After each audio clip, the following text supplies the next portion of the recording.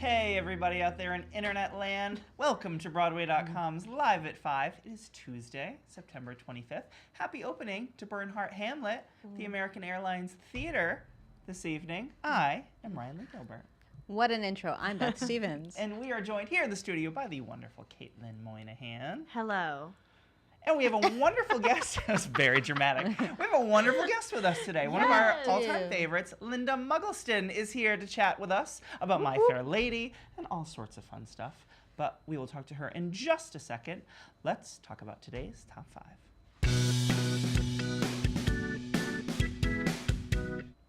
A new musical based on a famous painter is in the works. I am so excited about this. Maybe you don't know who this is, so I'm going to educate you people. You're Gather around, children, gather around. That's right. Professor Beth's First here. of all, this is going to be a musical about Jean-Michel Basquiat, famous painter who died in 1988 at the age of 27, but was a neo-expressionist, changed the face of art downtown. Street smart, graffiti-based. I'm just saying, good stuff, good stuff. But here's the exciting part. Jon Batiste is writing this musical. This is very exciting. I mean, of course, if you watch The Late Show, you know who he is. Late Show with Stephen Colbert, but also just a wonderful musician, just a great guy. And what a personality, too. Such a great guy. Exactly. Directed by John Doyle. I mean, amazing. Tony winner John Doyle. Yes. The Dream Team. We don't have any more information. We know John Doyle. We know Jon Batiste. We know Jean-Michel Basquiat, who I just explained who that is. You guys can go look it up on Wikipedia or something. That's all we know. The Basquiat estate is working with them, so there's probably going to be some interesting imagery.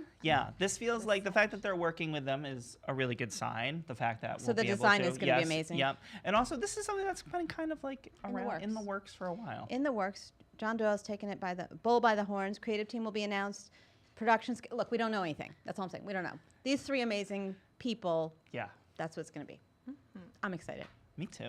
And we're going to be finding out who's too sweet for rock and roll in this new movie turned musical. Look at that. Thank that was you a good so one. much. Yes. Deep cut. Caitlin Moynihan, we're talking about how much we both love the movie Almost Famous, this movie near and dear to my heart. Of course, it is the semi-autobiographical tale of Cameron Crowe. It follows a teenage journalist in the 1970s who's writing for Rolling Stone and covering a band as they go on tour. This is something that Cameron Crowe really did as a teenager. And he wrote about how he lost his virginity and he made friends and he discovered his passion, all of that. So he is working. He will adapt his own movie. He will write the book for it. Yes, exactly. It's a good sign. And then he is working with Tom Kitt. We all know and love Tom Kitt. Yes, we who will do. be working on the music. Of course, he's a Pulitzer and Tony winner. Crowe will be writing the lyrics with Kitt. And Jeremy Herron, Tony nominee, recently on the boards with Noises Off, on the Wolf Hall Parts 1 and 2, which was so good. He will be directing. And as Beth said, that's all we know. That's all we know. A production schedule is yet to come. Budding shows. Yes. So this is just a germ of an idea right now. But what's really cool is if you go to Cameron Crowe's Twitter account, you can see this little video of Tom Kitt giving a little sample of the score that he's working on. It's really cool. To get you excited. Yes. And Cameron Crowe, his music choices in all of his films, spot on. He plays music on the set of his films. This is going to be good. I'm excited about this one. You're psyched. I love it. And an awesome collaboration is bringing this beloved book to the stage. Beloved book. It is. We're talking about Because of Winn-Dixie, which Mike has just recently read in school. It's a new classic, a Newbery winner. It's a tearjerker. So this will have its premiere at the Goodspeed Musicals, new season in Connecticut. I just talked about this place yesterday. You certainly did. This is a collaboration between Nell Benjamin, who's currently represented on the Broadway by Mean Girls, and Duncan Sheik, who you all know from Spring Awakening fame. Or American Psycho. More recently American Psycho. The novels by Kate DiCamillo. Am I saying it correctly? Yes. I'm looking at you because you know. And the Goodspeed season was also announced. They will also be doing The Music Man, Billy Elliot, the new work, My Name is Ben, and Passing Through. Good for you, Goodspeed. Yeah, that's a good speed season. You had to. Oh, gosh. You just had to do it. Low-hanging fruit. And a new principal is clocking in at Horace Green tonight. Yes, this is super cool. Mamie Paris, who we all know and love. So she's an original cast member for School of Rock, but she played Patty originally. And then now... That's the girlfriend. That's the girlfriend, yes. But The now, snooty girlfriend. The snooty girlfriend, yes. She's a little rude, Adjectives. but she was great. And now she's playing Principal Rosalie Mullins. She's taking over for Catherine McLaughlin, who exited the show on September 23rd. And Mamie has been busy, of course. She did Dave down in Washington, D.C. But you may also know her from On the 20th Century, Cats, Ragtime. She's an ALW favorite, I think. She is an ALW favorite, is absolutely right. Of course, School of Rock will play its final performance at the Winter Garden Theater on January 20th of 2019. But of course, you can see it until then, and you can still see the national tour of School of Rock. It's on the road. So, yes, it certainly is. Congratulations, Break a Leg, Mamie. Yay. And the curtain is going up on these 2 new plays. So as Ryan said at the As beginning, I mentioned, I Bernhard spoiler Henry- alerted. Big Or spoiler. We had full no circle. idea this is happening, but I somehow didn't mean to steal the thunder. Bernhard Hamlet is opening tonight, starring Janet McTeer, Tony winner Janet McTeer. Yes. This is the new Teresa Rebeck play about defying conventions, about Sarah Bernhardt playing Hamlet in 1899. That really happened. You can Wikipedia that as well. That is opening tonight at the American Airlines Theater. And then tonight is the first performance of The Waverly Gallery on the Broadway by Very Kenneth exciting. Lonergan, directed by Lila Neugebauer, starring Lucas Hedges, Yes, Elaine Michael May, Cera. Joan Michael Allen, Michael Cera. Cera. Just great stuff. Amazing So, cast. yes. So go see new stuff. It's a new season. Yes, it's here. I'm going to get out finally. of here. Beth, thank you so much for doing the news with me. Professor Beth, breaking it down for us today. You're welcome. Why don't you tell us a little bit about today's guest? Yes. Guys, we have Linda Mugleston in the studio with us today. She is currently in the Lincoln Center Theater production of My Fair Lady. She has previously appeared on Broadway and over 10 Broadway productions. She's been in so many things, and that includes Hello, Dolly, Kiss Me, Kate, Into the Woods, Cinderella. I could go on and on. We'd be here all day because she's so amazing. Her screen credits include The Sound of Music Live and The Black Donnellys. Be sure to follow her on Instagram at LKS12123. Follow her. 1234. LKS121234. Gotta go to the 4. Encourage her to post more on Instagram, okay, you guys?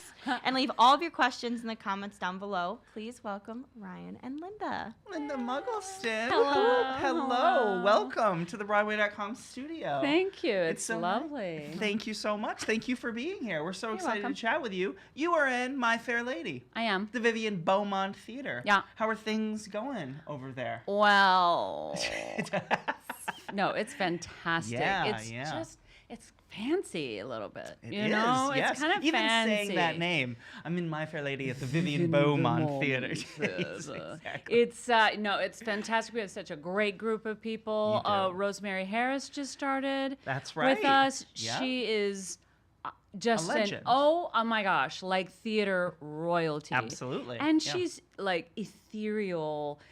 Just her mere presence, you feel, I don't know, she's just amazing. She's Yeah. fantastic. No, and it's such an incredible production that you're a part of in one of what I find just one of the most breathtaking theaters here in New York City. I love that theater. Yeah. Tell us a little bit, how did this project come to be a part of your life? How did you get involved with My Fair Lady? Well, going way far back, I used to listen to the record. I don't know if you know what records are, but they are vinyl, and you put a little thing on there, and it needle. goes around, and you take it off, and you dust it, and you put it back in a sleeve. And you don't let anyone else touch them. No, Yes. no fingerprints, no fingerprints. But I used to listen to the record a long, long time ago, and I just loved the show. So it's always been a show that I've loved. So then jump to I'm in Hello, Dolly, and I'm hanging out. Right. Hanging out during the entr'acte with everybody on the stage, just kind of milling about before the show. And I was chatting to a friend of mine who said, oh, this mutual friend, she just auditioned for My Fair Lady. And I'm like, oh my gosh, that's amazing. What did she audition for? Because I was thinking of the show. Right. She auditioned for Mrs. Pierce. And I thought of this person. I went, oh, we're kind of similar in age. That seems interesting to me. And then I just went, how did that go for her? Well, she did Hey, well, that's but the biz. she's kind of come to the end of her process, and I was like, And also, Bart had asked people to come in and do, or in the room, do a Scottish accent. Right, so I was going to bring it up. Yeah, this Mrs. Pierce has a Scottish accent. And that's what I do. Like, that's what I've done before anything else. Yeah. I love this accent. So I, all of a sudden I went, clickety click, click, click, agent, clickety click, find out, click, click, click, send.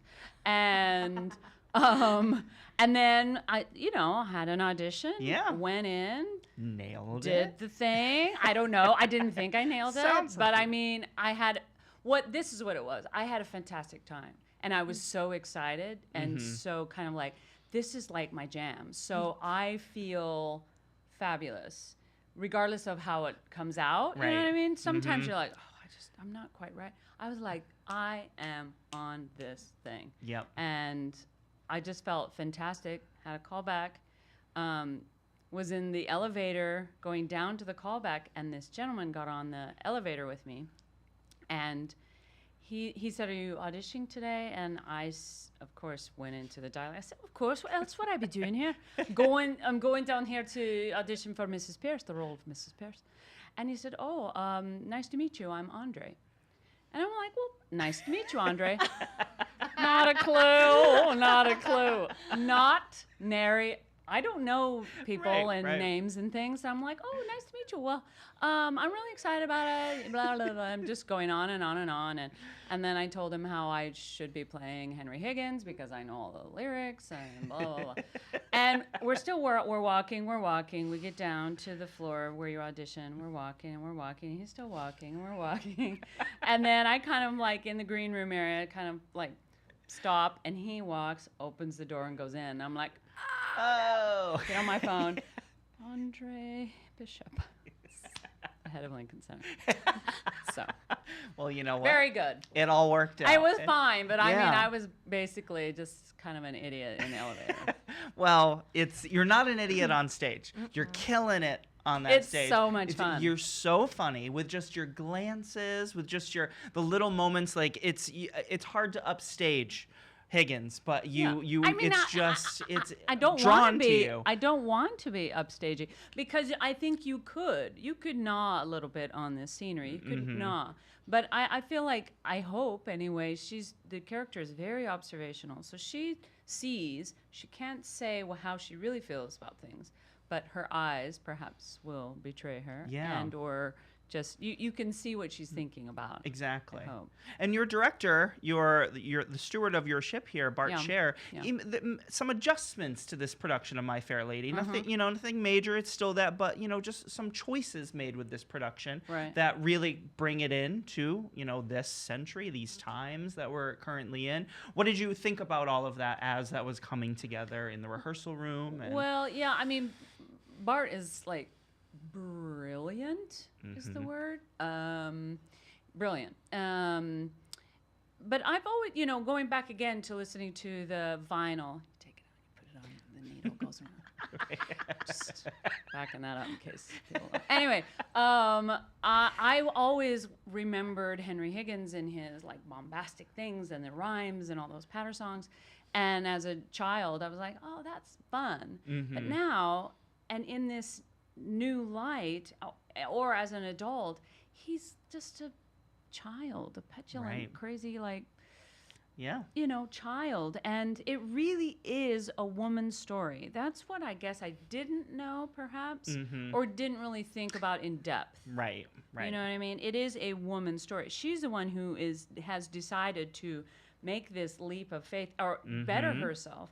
And that, that takes a lot of strength, a lot of courage to Absolutely, do. Yeah. And so I think that's, and to put Henry and Eliza in the same age range, right? Yep. That puts them on more equal footing because it's a little creeptastic to have like an older dude and a younger lady, perhaps. Right. You know, so No, they're- on the same, don't you think? Absolutely. No, Yeah. I love this production. I Yeah. think it's incredible. And of course, you have had the amazing Lauren Ambrose Yeah. as your Eliza Doolittle. But you have Laura Benanti, I know. who we all adore. She just hosted our fall preview here at nice. Broadway.com. She's stepping into the production. How exciting is it to know that you have this injection of a new... It's so great. I mean, I have to say, I mean, I love Lauren. I Of loved course, working yeah. with her. She's so free in the moment. There are well, every show, I don't know necessarily what she's going to do fully, which I dig, because then Yeah. I'm alive and free in the moment. And that's also what Bart talked about. It never frees the show. The show is a living thing. Now, you can't go crazy and start doing crazy things, but you're certainly within a confine, but it needs to stay fresh and alive and keep looking at things and discovering things. But yeah, Lauren has just been a dream. She's not precious. She's kind of like a rough and tumble gal, Yeah, and she yeah. just is like down for it, you know, and she's so great. But I'm so excited for her next thing that she's doing. Of and course, so yeah. Of course, I am nothing but I'm so happy for you. And then, I mean, I've worked with Laura, and I love Laura, and she's just gonna be smashing it. Right. And I know she is And so it's like excited. a dream role for her. Yeah, It's I know something she's wanted so to do. excited, yeah. It's going to be great. It's going to continue to be great. Yeah. Let's talk about you a little bit. Okay. You made your Broadway debut 20 years ago, right? On the Town, 1998 Yeah. revival of On the Town. Yeah. What was that experience like? How does it feel to now be 20 years removed from that moment and just having this incredible career as a character actress? How does that all feel? Well, you know, it's kind of... Take me through your Well, let me life, Linda. try. Can we bring the lights down? No. I mean, when I came here, I was quite shy. From Idaho. From right? Idaho. Right. I was quite shy and very scared of the city, and so to come into the city was really terrifying. And I got an agent, and then had, and I will say I have one of those stories where I was called to go in for On the Town. It was my very first audition in the city. And went in and had like a 20-minute audition with George Wolfe, where he was just giggling and singing like this. And I was so excited just to, again, do anything for anybody. Yeah. Because I couldn't, people look at my credits and go, well, she's not equity. She doesn't, what do we do with her? So went in, did all the things with George, and then I waited around. Sometimes callbacks don't happen so quickly, and sometimes they happen quickly, but something just told me that this is I think it's going to go my way. And I was supposed to go back to Indiana to do a show, and I called him and I said, you know what, I think I have to stay in town. So you turned down that before you found out I about did. On the Town. Wow. Playing it. Rolling that dice. Exactly. Rolling that dice. That's right. Yeah. So, and then had my callback, and then got my equity card, had my first show. Right. I mean, it just kind of went from there, and then I just kind of kept on Yeah. keeping on. I've been a part of incredible productions. Really incredible. I mean, you're just... I've been so fortunate. Just amazing so lucky. things. Are there roles or there productions that you still sort of think back on now that you just want to live in those memories again? Oh yeah, that I mean, you... Kiss Me Kate was epic. yeah. That was epic. What an amazing experience. And of course, as we know with Maren Maisie, working with Maren and being around Yes, her, of course. around Stokes, I mean, just amazing experience. That was wonderful. Into the Woods was terrifying. I'm just we're keeping it real here. Yes. That's what That Live at was 5 is terrible. for. Yeah. That was I was like, how can I get out of this? I got to break something, and then I can't be here anymore.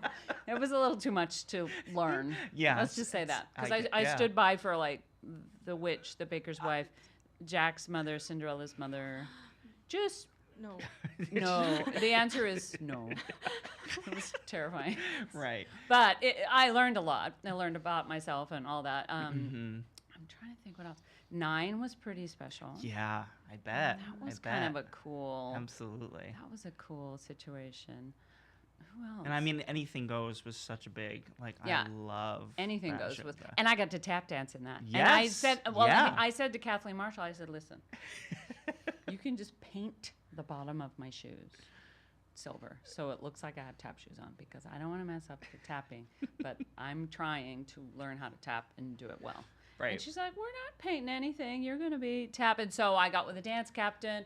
I really worked hard to make sure I looked like I knew what was happening, and I was good. So Yeah, it worked. now yeah. I can tap.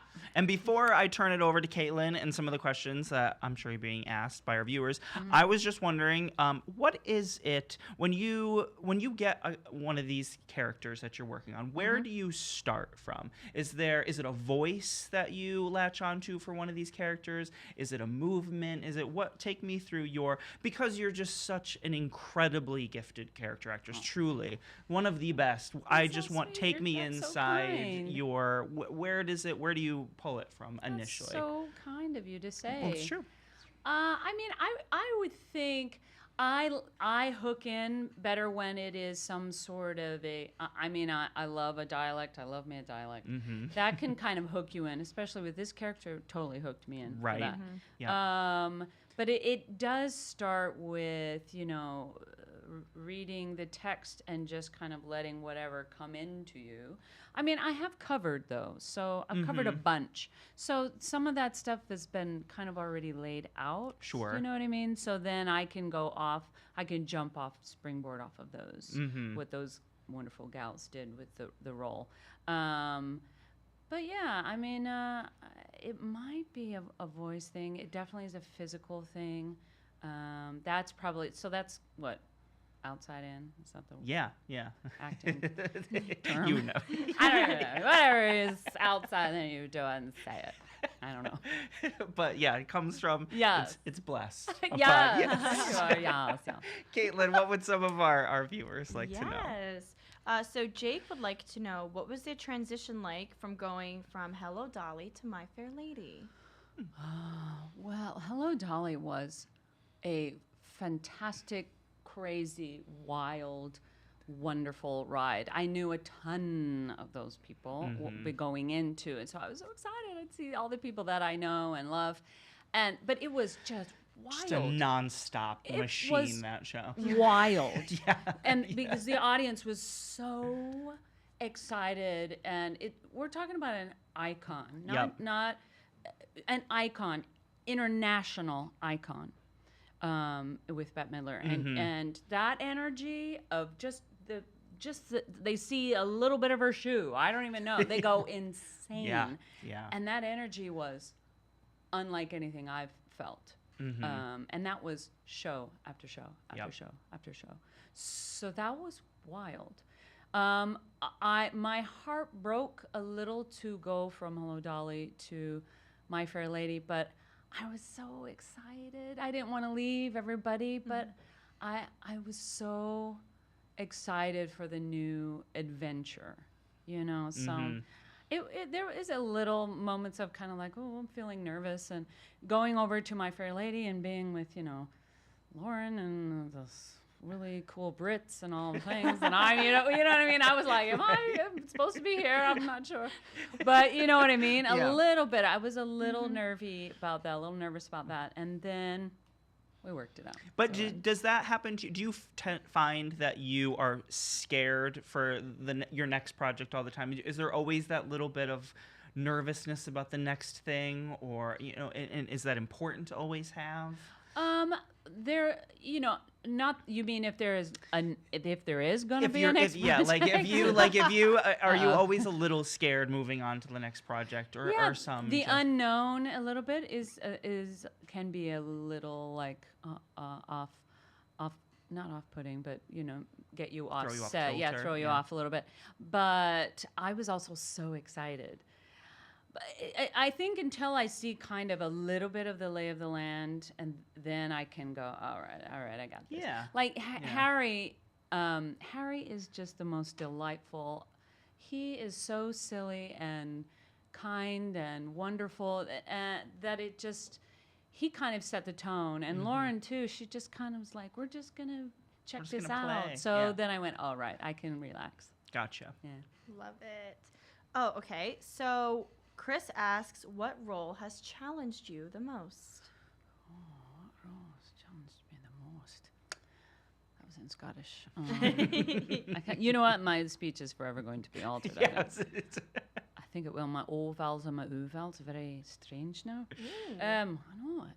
I mean, I played Mrs. Lovett. I don't know if it was a challenge, but maybe. I don't love that role and that show. Yeah. So me I think too. I had a lot on it. So that's a thing where like, okay, just chill. This is just chill. Let's just examine it and allow it to be. Yeah. But it was quite challenging. Norma Desmond, that just came to me in Sunset Boulevard. That was a challenge. Because I didn't really, I thought, oh no, well, not oh no, but I got cast in this part. Okay, I'm going to go do this. And I thought, I don't know if I have anything in common with her. I don't know. I'm going to have to figure this out. Then I came to realize I had a lot in common with her that I could identify with. But I have to say, I felt through that whole process a huge amount of sorrow.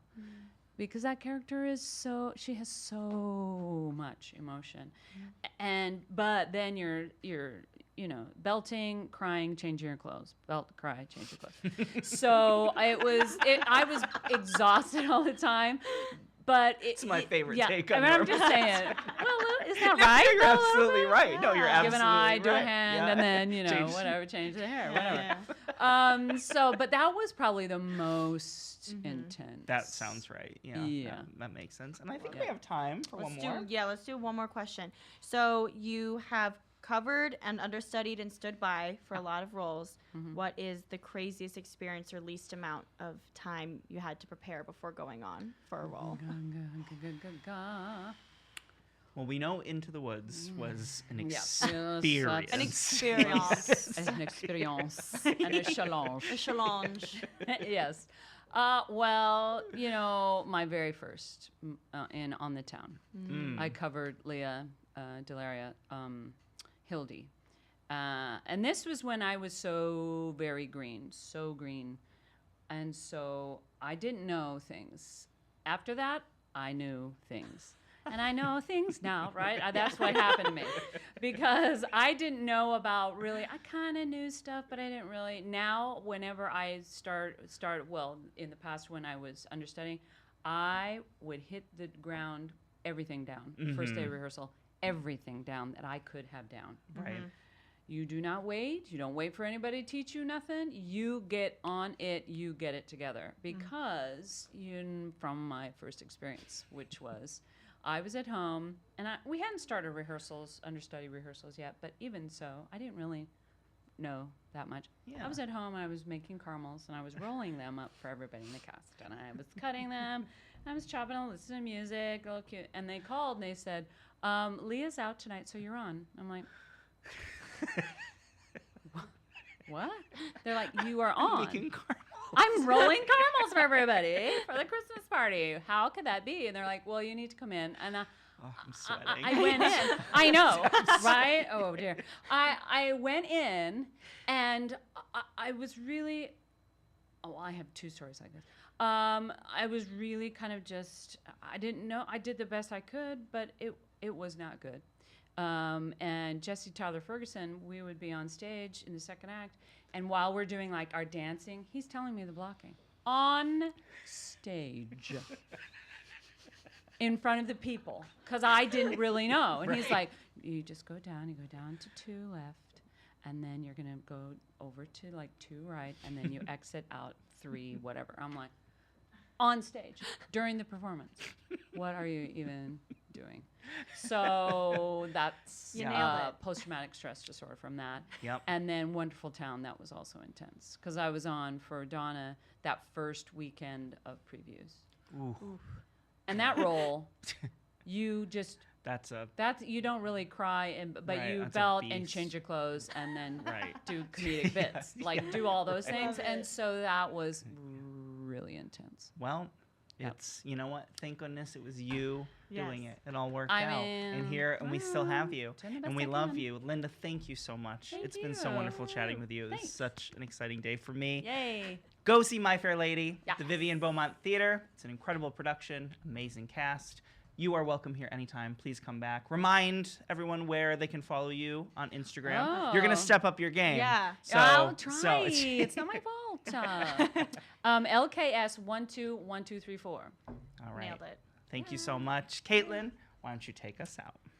Thank you guys so much for tuning in today. We are live at 5 every single day on Facebook. You can listen to all of our interviews in a podcast form by searching for #live at 5 and hitting that subscribe button. Be sure to tune in tomorrow when we talk to Rory O'Malley about his exciting new campaign, Belt the Vote.